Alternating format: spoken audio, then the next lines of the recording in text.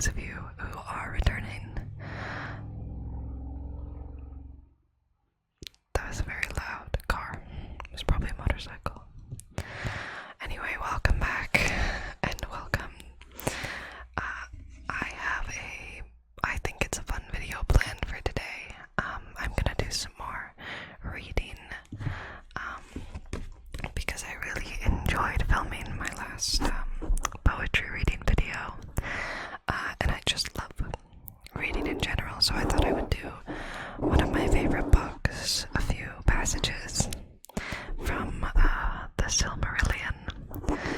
For those of you who have never heard of this, the Silmarillion is by J.R.R. Tolkien. He's the same author of The Lord of the Rings and The Hobbit. So this book is based in that universe, but it's kind of like a prequel about like the ancient history of Middle-earth and the ancient history of the elves, specifically of Middle-earth. So yeah, it was edited by his son Christopher Tolkien, because J.R.R. Tolkien passed away sometime in the 70s, and left a lot of his notes behind. So it's a compilation of a lot of his notes about the early history of Middle-earth.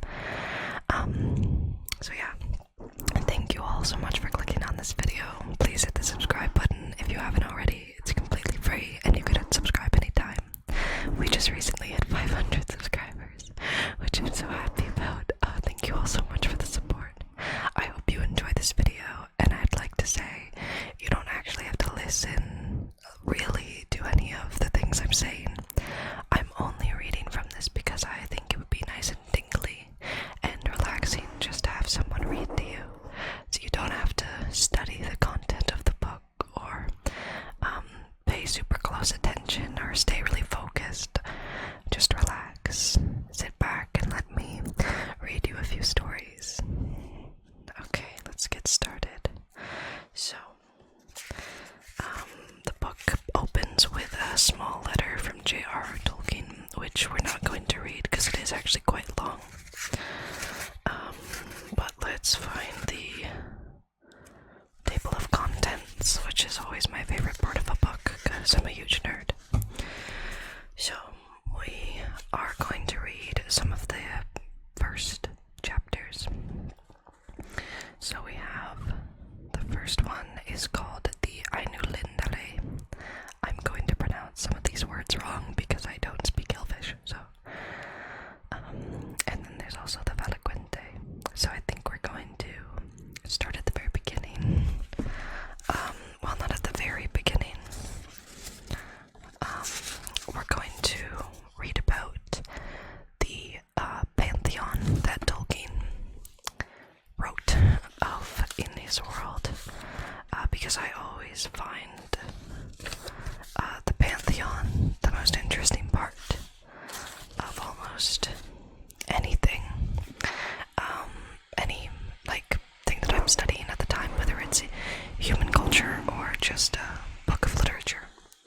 So this is called the Valaquente, which means in English account of the Valar and the Maiar according to the lore of the Eldar. So a lot of these words are going to be hard to recognize, but the Valar are the gods of Middle-earth, to put it simply, and the Maiar are kind of like lesser gods or angels.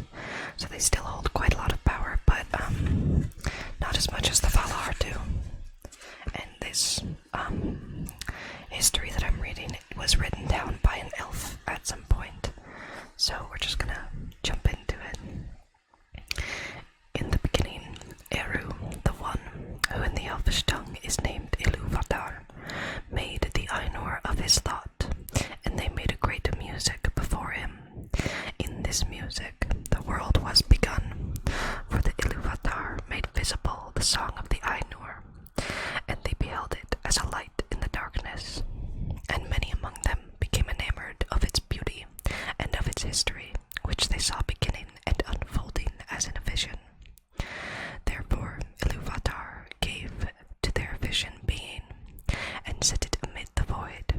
secret fire was sent to burn at the heart of the world, and it was called Ea.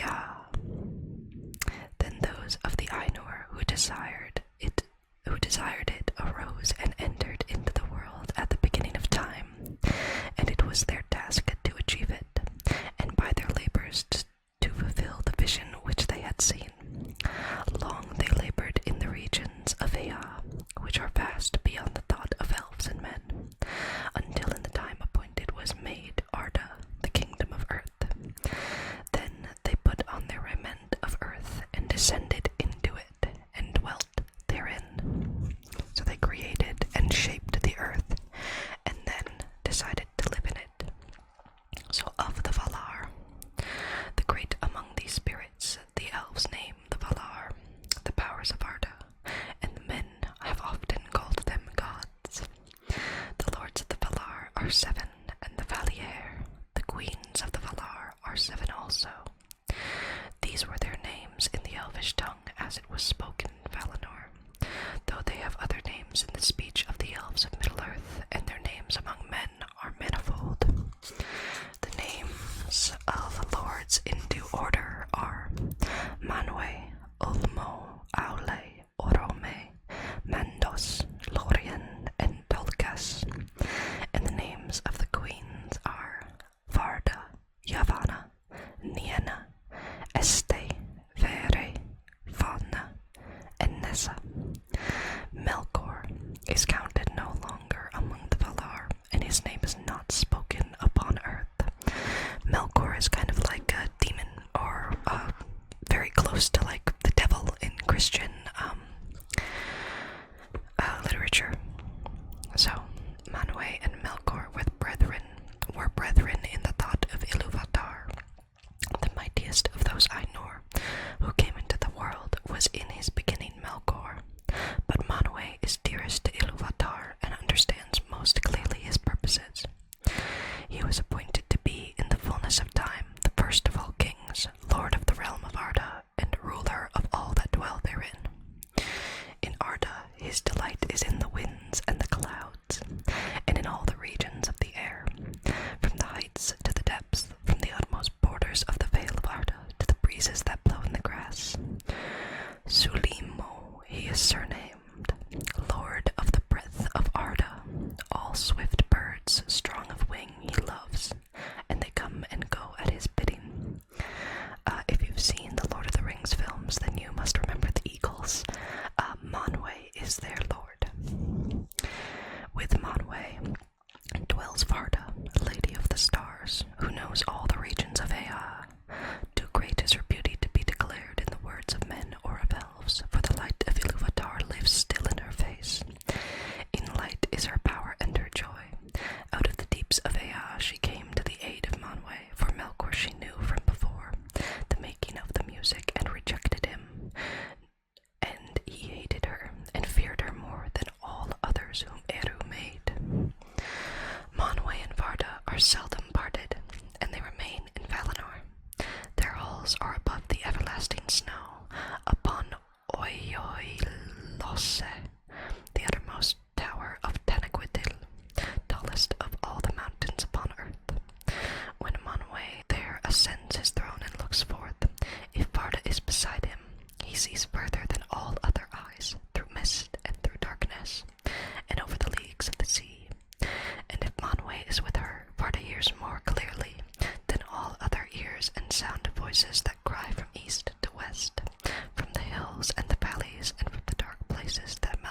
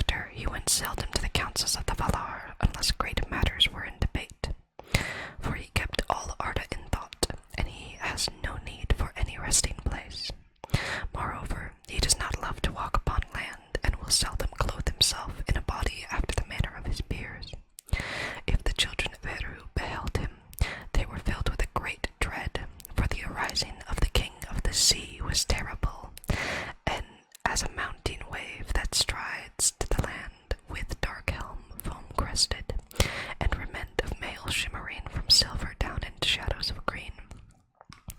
The trumpets of Manwë are loud, but Ulmo's voice is deep as the deeps of the ocean, which only he has seen. Nonetheless, Ulmo loves both elves and men, and never abandoned them, not even when they lay under the wrath of the Valar. At times he will come unseen to the shores of Middle-earth, or pass far inland up the breadths of the sea, and there make music upon his great horns, the Ulumuri, that are wrought of white shell, and those to whom that music comes hear it ever after in their hearts, and longing for the sea never leaves them again. But mostly almost speaks to those who dwell in Middle-earth with voices that are heard only as the music of water. For all seas, lakes, rivers, fountains, and springs are in his government, so that the elves say that the spirit of Ulmo runs in all the veins of the world. Thus news comes to Ulmo, even in the deeps, of all the needs and griefs of Arda, which otherwise would be hidden from Manwë. Aule has might little less than Ulmo. His lordship is over all the substances of which Arda is made. In the beginning he wrought much in fellowship with Manwë and Elmo, and the fashioning of all lands was his labor. He is a smith, and a master of all crafts, and he delights in works of skill, however small, as much as in the mighty building of old. His are the gems that lie deep in the earth, and the gold that is fair in the hand, no less than the walls of the mountains and the basins of the sea. The Noldor learned most of him, and he was ever their friend. The Noldor are a culture of elves.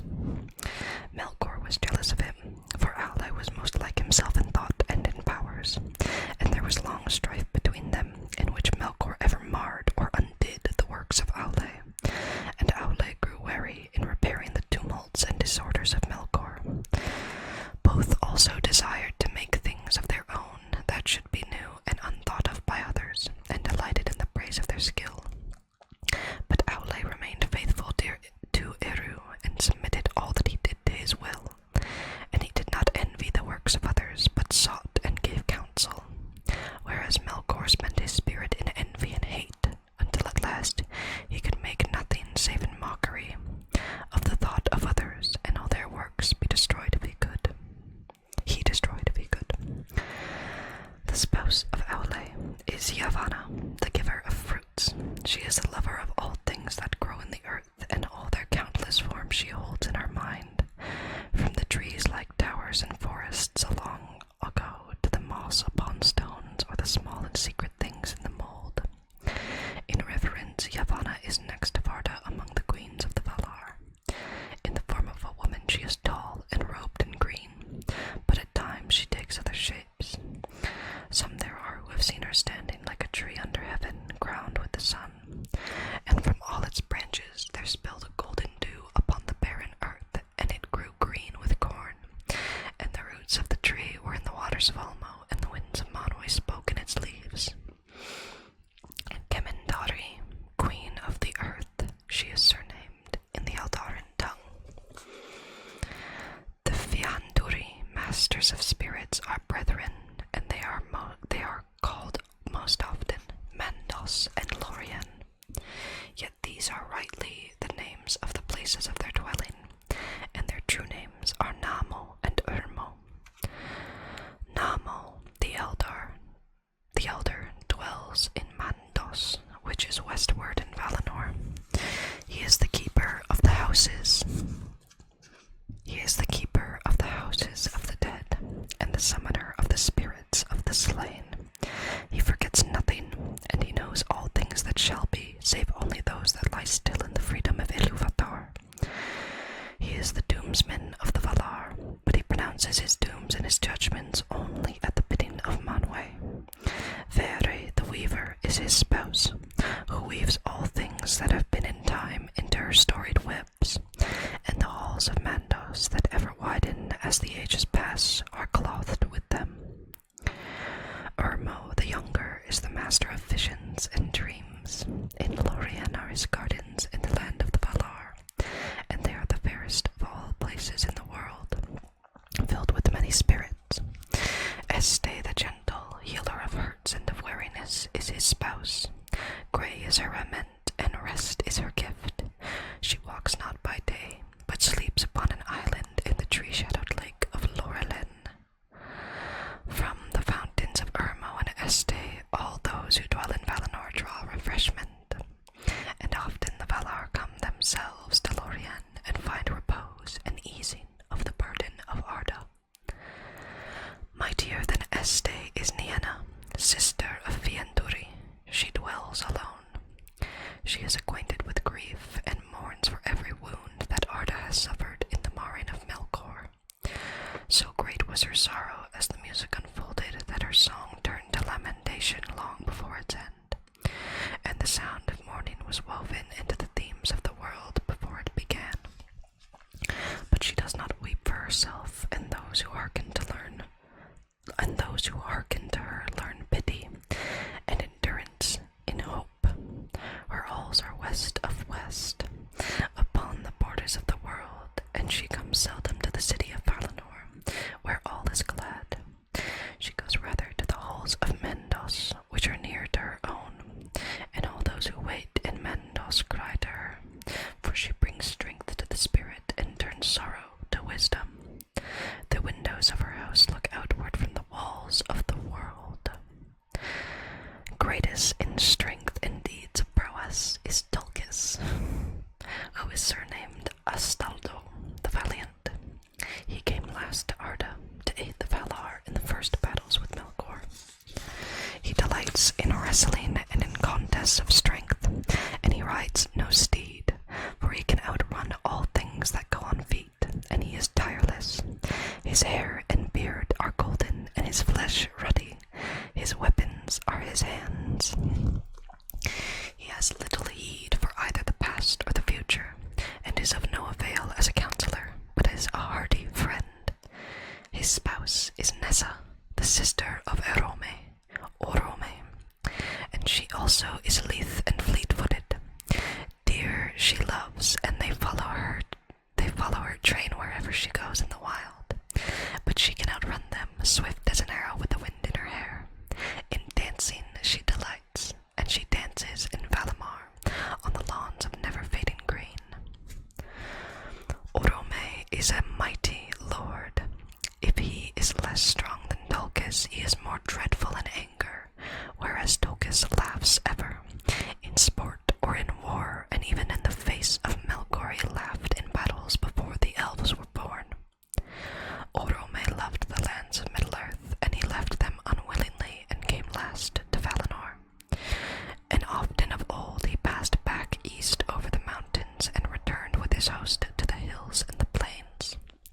He is a hunter of monsters and fell beasts, and he delights in horses and hounds, and all trees he loves, for which reason he is called Alderon, and by the Sindar Doron, the lord of forests. Nahar is the name of his horse, white in the sun and shining silver at night.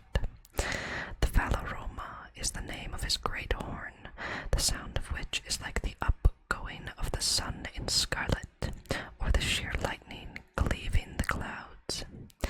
Above all the horns of his host, it was heard in the woods that Yavanna brought forth in Valinor, for there Orome would train his folk and his beast for the pursuit of the evil creatures of Melkor. The spouse of Orome is Vana, the ever-young. She is the younger sister of Yavanna. All flowers spring as she passes, and open if she glances upon them, and all birds sing at her coming. These are the names of the Valar and the Valier, and here is told in brief their likenesses, such as the Eldar beheld them in Aman, but fair and noble as were the forms in which they were manifest to the children of Ilúvatar. They were but veil upon their beauty and their power, and if little is here said of all that the Eldar once knew, that is as nothing compared to their true being, which goes back into reaches and ages far beyond our thought. Among them 9 were of chief power and reverence, but one is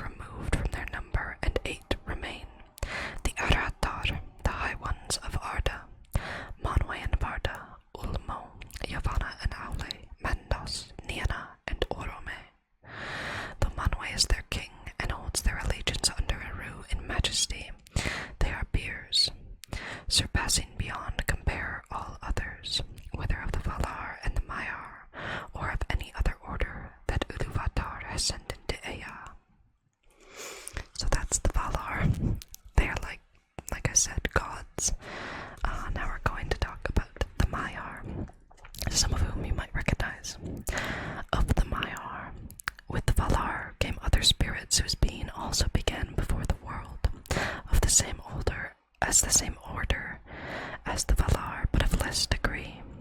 These are the Maiar, the people of the Valar, and their servants and helpers. Their number is not known to the elves, and few have names in any of the tongues of the children of Ilúvatar. For though it is otherwise in Aman, in Middle-earth the Maiar have seldom appeared in form visible to elves and men. Chief among the Maiar of Valinor, whose names are remembered in the histories of the elder days, are Ilmare, the handmaid of Varda, and Eonwe, the banner-bearer and herald of Manwë, whose might in arms is surpassed by none in Arda. But of all the Maiar, Ossë and Uinen are best known to the children of Ilúvatar. The children of Ilúvatar are elves and men. Ossë is a vassal of Ulmo. He is master of the seas that wash the shores of Middle-earth. He does not go in the deep, but loves the coasts and isles, and rejoices in the winds of Manwë. For in storm he delights and laughs amid the roaring of the waves. His spouse is Uinen, the lady of the seas, whose hair lies spread through all waters under sky. All creatures she loves that live in the salt streams, and all weeds that grow there to her mariners cry. For she can lay calm upon the waves, restraining the wildness of Ossë. The Númenóreans lived long in her protection, and held her in reverence equal to the Valar. Melkor hated the sea, for he could not subdue it, and it is said that in the making of Arda he endeavored to draw Ossë to his allegiance, promising to him all the realm and power of Ulmo if he would serve him. So it was that long ago there arose great tumults in the sea that wrought ruin to the lands. But Uinen, at the prayer of Aule, restrained Ossë and brought him before Ulmo, and he was pardoned and returned to his allegiance, to which he has remained faithful. For the most part, for the delight in violence he has never wholly departed from him, and at times he will rage in his wilfulness without any command from Ulmo his lord. Therefore those who dwell by the sea or go up in ships may love him, but they do not trust him. Melian was the name of a Maya who served both Vana and Este. She dwelt along in Lorien, tending the trees that flower in the gardens of Urmo. Ere she came